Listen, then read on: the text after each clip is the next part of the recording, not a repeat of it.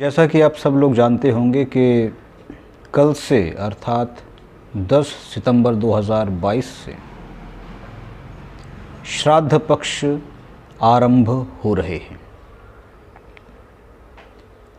श्राद्ध पक्ष एक विशेष ऐसे दिन हैं जिनमें आप अपने एंसेस्टर्स, आपके पितरों, आपके पूर्वजों के प्रति आभार व्यक्त करते हैं।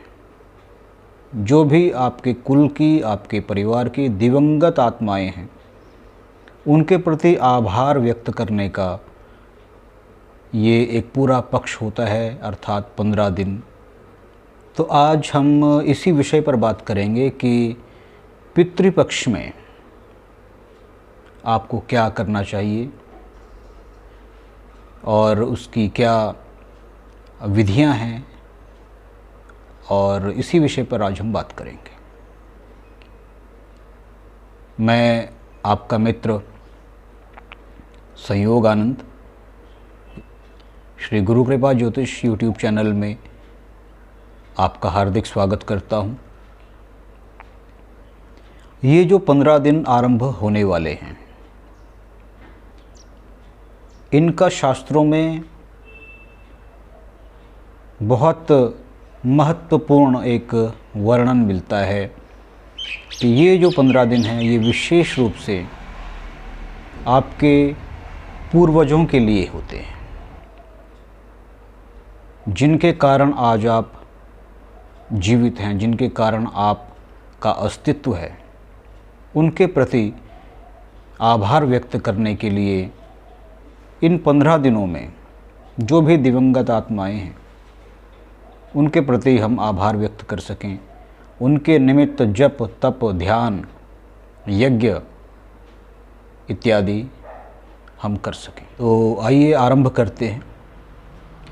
सबसे महत्वपूर्ण बात ये है कि इन 15 दिनों में आपको अपने आहार का, दिनचर्या का बहुत ध्यान रखना होता है।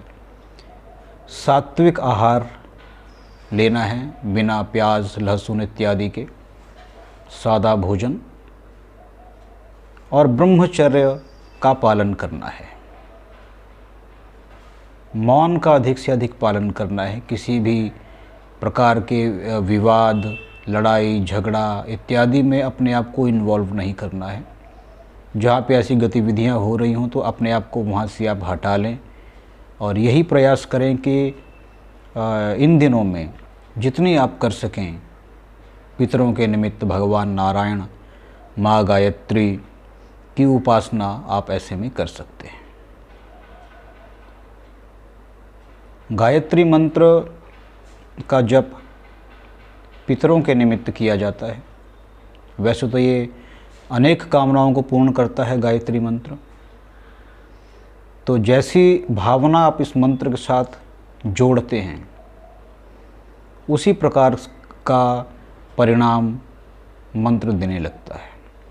तो जब आप इस मंत्र का संकल्प विनियोग पितरों के निमित्त करते हैं कि जो भी हमारे पितर हैं, हमारे पूर्वज हैं, उनको, उनकी तृप्ति के लिए, उनकी संतुष्टि के लिए तो उनके निमित्त आपको गायत्री मंत्र का नियमित जप करना चाहिए। भगवान नारायण की स्तुति करनी चाहिए। गीता जी का पाठ आप इसमें कर सकते हैं। भगवान नारायण का मंत्र ओम नमो नारायणाय या ओम नमो भगवते वासुदेवाय, इस मंत्र का भी आप इसमें जप कर सकते हैं अपने पितरों के निमित्त।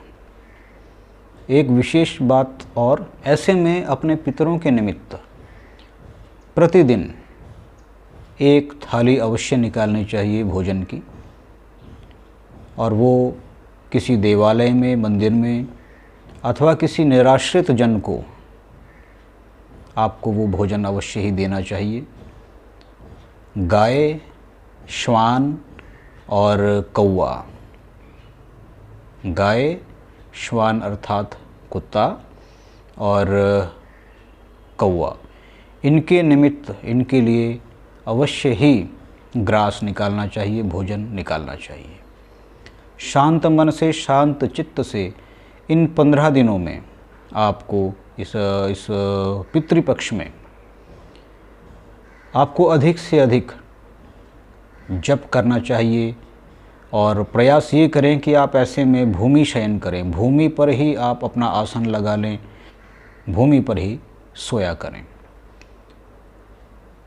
इस प्रकार से पितृपक्ष में अधिक से अधिक अपने पितरों के निमित्त, अपने पूर्वजों के निमित्त जितना हम विनम्रता के साथ आभार व्यक्त करते हैं, उनके निमित्त दान, अन्नदान, भोजन दान, वस्त्र इत्यादि का हम दान करते हैं अपने पुरोहित को, कुल पुरोहित को, और उनके मार्गदर्शन में ही अनुसार आपको चलना चाहिए।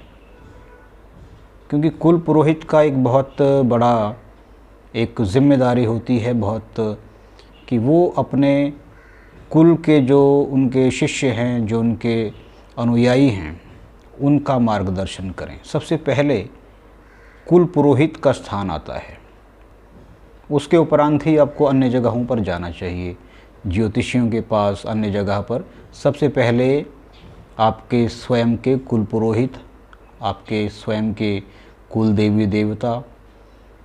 तो इन्हीं विचारों के साथ अपनी वाणी को विराम देता हूँ। व्हाट्सएप के माध्यम से आप अपने प्रश्न हमें भेज सकते हैं, आप हमें कॉल भी कर सकते हैं।